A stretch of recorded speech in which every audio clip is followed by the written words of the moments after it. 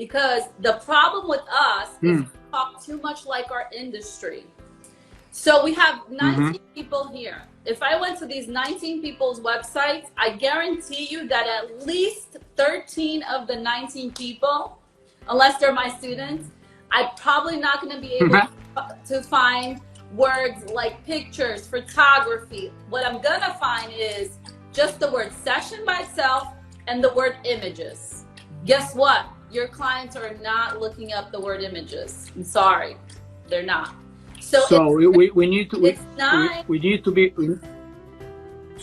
be thinking when you write those frequently asked questions, you need to be thinking as somebody who's not a photographer. What would my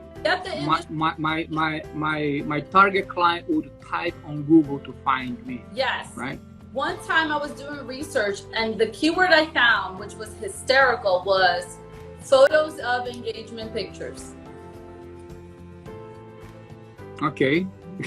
Because they want to know, like, what does an engagement picture look like?